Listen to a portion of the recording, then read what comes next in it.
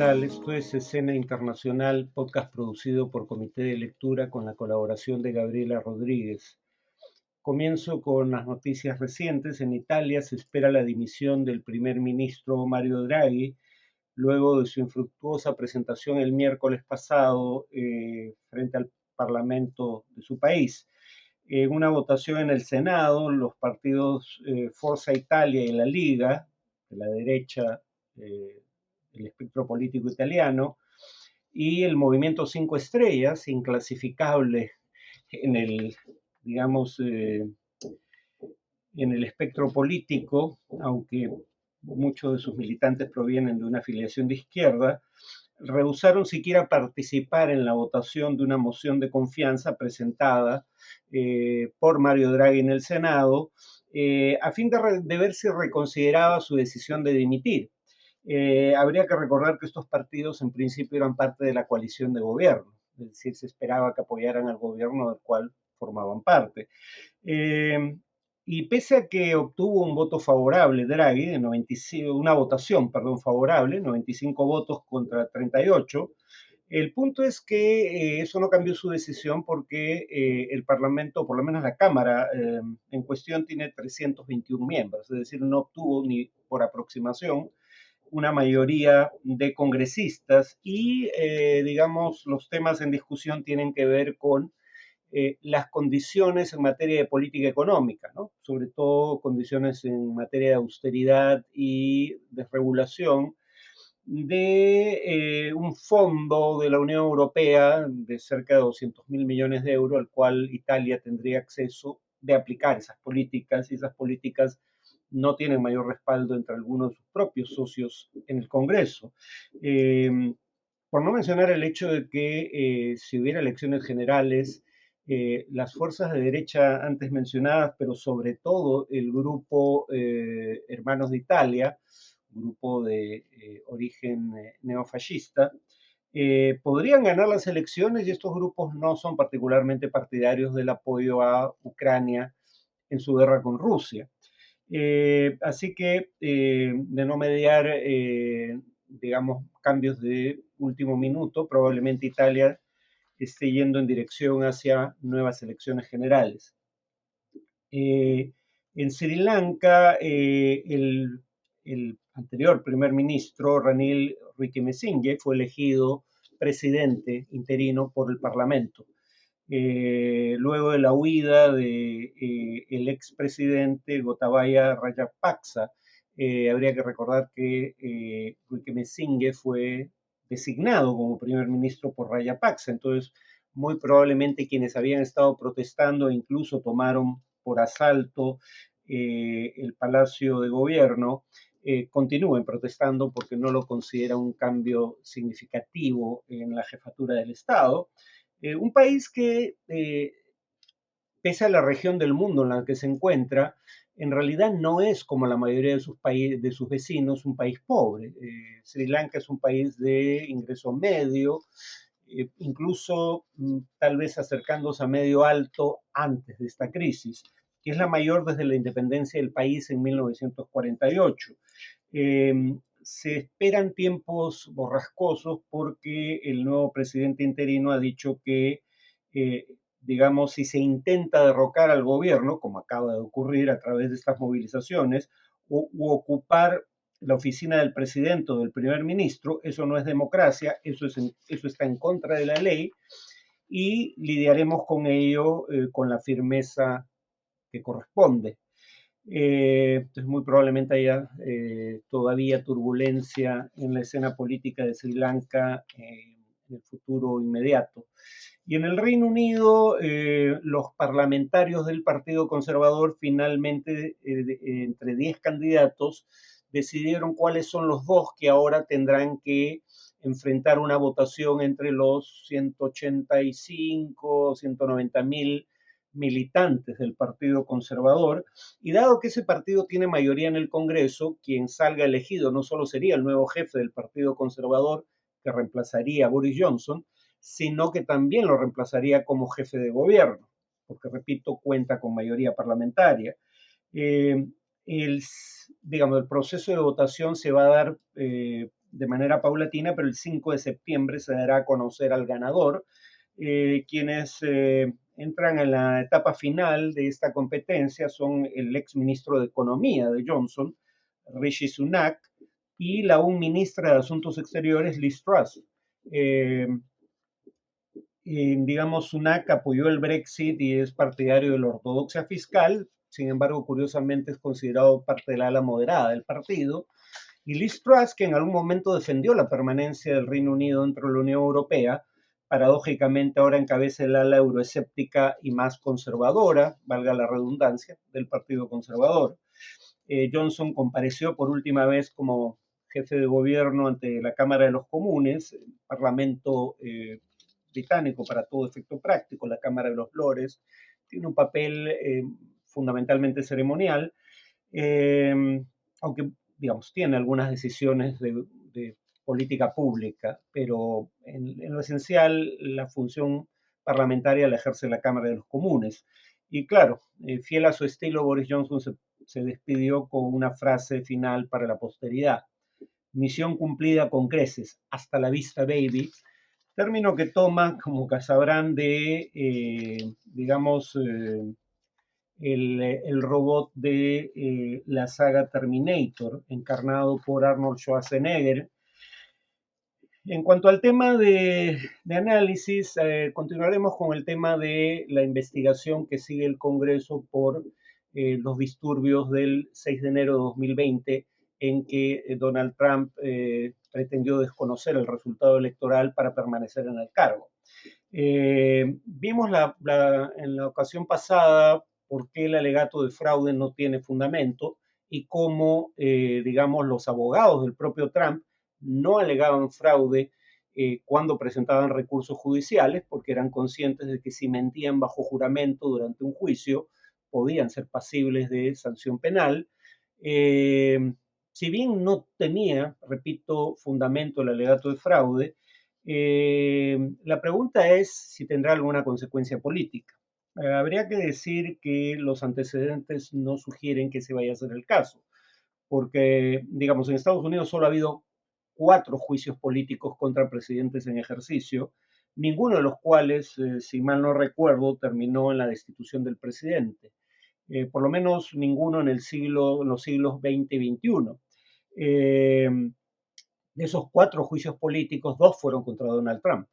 Y no solo sobrevivió a ambos, porque tenía claramente mayoría en el Senado, que es la Cámara que debe decidir la responsabilidad del presidente, sino que además el público se dividió más o menos en torno a la mitad, ¿no?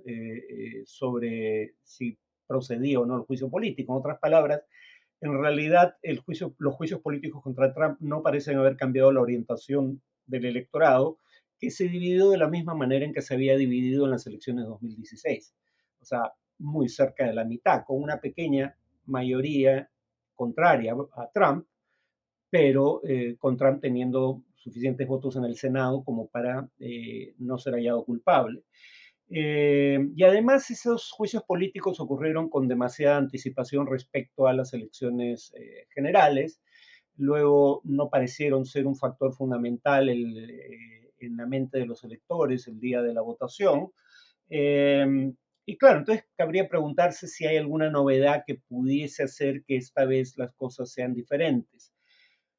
No apostaría a ello, pero en todo caso hay algunos cambios, ¿no? Primero, la comisión que está investigando a Trump, si bien tiene una clara mayoría demócrata, tiene 2 representantes, o sea, 2 miembros de la Cámara de Representantes que son del Partido Republicano y que parecen estar de acuerdo con la conclusión de que el presidente Trump actuó ilegalmente. Liz Cheney, que es hija de Dick Cheney, el que fuera secretario de Defensa y vicepresidente, si mal no recuerdo, y el representante Kinzinger, no Kissinger, sino Kinzinger.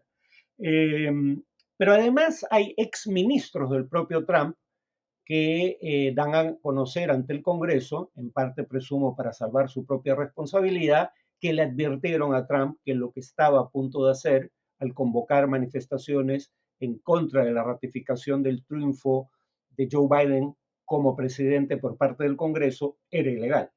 Por ejemplo, William Barr, el Attorney General, es la expresión, es un cargo a medio camino entre, en el caso peruano, la fiscal de la Nación y el ministro de Justicia. En realidad ocupa, hasta donde entiendo, ambas posiciones. Pero digamos, William Barr, el ministro de Justicia, ante una comisión del Congreso, dijo literalmente lo siguiente, disculpen el lenguaje, pero repito, esto es una cita. No estoy sazonando con mis propios adjetivos las expresiones de Barr. Le dije a Trump que las cosas que su gente le presentaba al público eran pura mierda. Quiero decir que los alegatos de fraude eran pura mierda. O sea, más claro no puede ser, ¿no? Y sin embargo, Trump persistió en el propósito de evitar la proclamación de Biden como presidente. Dado que hay estos nuevos elementos, gente cercana al propio Trump, que claramente ahora lo critica y lo abandona políticamente, esto tendrá mayores consecuencias que los dos juicios políticos que, digamos, se llevaron a cabo en su contra cuando era presidente.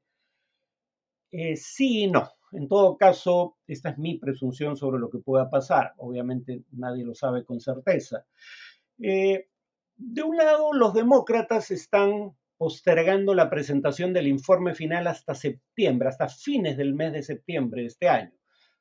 ¿Por qué? Para que el informe se dé a conocer relativamente cerca a las elecciones que deben realizarse a inicios de noviembre próximo para renovar íntegramente la Cámara de Representantes, es el equivalente a una Cámara de Diputados, y un tercio del Senado.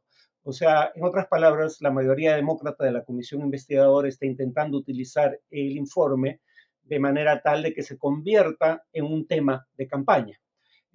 Porque, repito, se daría a conocer a poco más de un mes de las elecciones. Y además, teniendo en cuenta este reporte y las decisiones recientes de la Corte Suprema, a las cuales me referí en podcasts anteriores, probablemente esto ayude en alguna medida a los demócratas a movilizar a su base social en las elecciones de noviembre. Pero también había advertido que según la agencia 538, el número de miembros en el colegio electoral, entidad que elige al presidente de Estados Unidos, según la agencia 538, digo, que es la agencia con el récord más acertado de pronósticos electorales en Estados Unidos, su modelo predictivo sostenía en su primer informe que los republicanos tienen un 87% de probabilidades de recuperar la mayoría en la Cámara de Representantes y solo un 53% de probabilidades de recuperar el Senado, la mayoría en esa Cámara. Entonces, digamos que todo lo que pueda ocurrir a raíz de las decisiones de la Corte Suprema, la investigación contra Trump, muy probablemente no baste para revertir una tendencia tan clara al triunfo republicano en la Cámara de Representantes, pero podría ser suficiente como para impedir que los demócratas pierdan la mayoría en el Senado. En todo caso, por ahora esto es mera especulación. Además, una encuesta de YouGov relativamente reciente revelaba que todavía un 64% de los, digamos, republicanos, de los electores que se autodefinen como republicanos, cree que el Congreso no debió certificar el triunfo de Joe Biden, es decir, Trump todavía tiene sus posiciones, cuando menos, tienen una amplia mayoría en, entre las bases del Partido Republicano, algunas de las cuales habría que recordar no eran militantes, algunos de sus miembros no eran militantes republicanos hasta que Trump se vuelve candidato de ese partido. O sea, el actual Partido Republicano no es uno en el cual Trump convirtió a su causa la mayoría de los viejos militantes. Es que además de tener, digamos, apoyo entre la vieja militancia del partido, logró que gente que estaba a la derecha del Partido Republicano y no formaba parte de él, se integrara como parte de la base de Trump. Pero hay que tener en cuenta que esta gente le es leal a Trump, no al Partido Republicano. Además, Liz Cheney y Kinzinger, los congresistas republicanos que forman parte de la comisión y que critican a Trump por sus acciones el 6 de enero de 2020, Uno, Cheney probablemente no sea reelegida, y Kinzinger se atreve a ser osado porque ni siquiera pretende ir a la reelección en noviembre próximo. Ambos han sido censurados por el Comité Nacional del Partido Republicano. Entonces, digamos, sus posiciones son claramente minoritarias dentro del Partido Republicano. Y según algunas encuestas, hay hasta un 55% de electores que no creen que Trump sea el principal responsable, principal es la palabra clave aquí, de lo que ocurrió el 6 de enero de 2020 en el Capitolio, la sede del Congreso en los Estados Unidos. La cadena Fox News, que es la fuente de información de buena parte de la base republicana, sobre todo los nuevos incorporados, a las nuevas incorporaciones logradas por Trump. Fox News ni siquiera transmite en vivo las audiencias del Congreso, como se hacen otros canales de noticias. Entonces, digamos, no hay indicios de que esto vaya a afectar significativamente a Donald Trump, salvo en un escenario, y es el siguiente. Hay ya indicios de que incluso dentro del Partido Republicano hay gente que ha llegado a un punto de agotamiento por los enfrentamientos constantes que suscita la presencia política de Trump. O sea, pueden estar de acuerdo con Trump, pero hay momentos en que, digamos, la gente simplemente se cansa de tanto enfrentamiento. Eso se ve, por ejemplo, en lo que, digamos, en encuestas se denomina differential non-response. O sea, se tendía a creer hasta hace un tiempo que, digamos, los que no respondían a una encuesta se distribuían aleatoriamente entre las opciones políticas existentes en el país. Pero, por ejemplo, en realidad lo que ocurre es que cuando tu candidato ha tenido una mala semana o cuando tu candidato ha estado en los titulares mediáticos por razones que no son precisamente encomiables, como el 6 de enero de 2020, los partidarios de ese candidato se vuelven más reacios a contestar encuestas en ese periodo de tiempo. Y hay indicios de que cada vez que Trump está en la palestra y habitualmente por alguna confrontación política exacerbada, polarizada, eh, hay muchos republicanos que prefieren no contestar a las encuestas. Eso sugiere que, digamos, repito, hay un cierto agotamiento con el hecho de que figuras como Trump polaricen al punto de que no haya virtualmente acuerdo posible, como solía ser el caso en temas como política exterior, entre demócratas y republicanos. Y quien estaría intentando capitalizar eso, o sea, en otras palabras, esto podría llamarse un trumpismo sin Trump, quien está intentando capitalizar, digamos, por un lado, obtener el respaldo de la base electoral de Trump, eh, teniendo posiciones similares a las de Trump, pero no siendo Trump, no teniendo este récord de confrontaciones constantes, es Ron DeSantis, el gobernador de la Florida, que por primera vez en una encuesta a nivel de estados, en New Hampshire, el estado que suele votar primero en las primarias de ambos partidos, en New Hampshire ya hay una mayoría de votantes republicanos que prefieren a DeSantis por sobre Trump. La única explicación posible, dada que sus posiciones son virtualmente indistinguibles, es que DeSantis no busca antagonizar constantemente a sus rivales políticos. Obviamente lo hace en tanto tiene posiciones diametralmente opuestas, pero no busca la confrontación por la confrontación. Y además probablemente DeSantis esté contando con que incluso si eso no bastara para hacerle perder la mayoría de la base republicana a Trump, Trump podría ser sometido a un proceso legal, ya no político, un proceso judicial convencional, producto de los hallazgos de la investigación del Congreso. O sea, Trump podría quedar fuera de la carrera electoral por razones judiciales.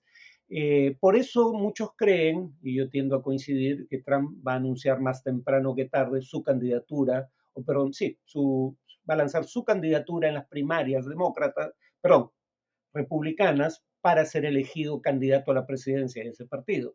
Entonces, claro, si cualquier intento de, digamos, proceder legalmente en su contra se produjera después de que ha anunciado su candidatura, sería más fácil presentar ese proceso legal en su contra como parte de una confabulación política para impedirle ser candidato. En todo caso, repito, si tuviera que apostar mi dinero, diría que todavía lo más probable es que Trump sea el candidato republicano en las elecciones generales de 2024, pero a diferencia de lo que ocurría hace unas semanas, ya no es posible decir que no existe virtualmente probabilidad alguna de que alguien más lo suceda como candidato del partido, porque habría que recordar finalmente que cuando fue a la reelección no solo perdió la presidencia, su partido perdió la mayoría en ambas cámaras del Congreso. Entonces, la idea de que Trump es una garantía de triunfo electoral es difícil de sostenerse en esas circunstancias, ¿no? Bueno, eso sería todo por hoy. Nos vemos en el siguiente podcast.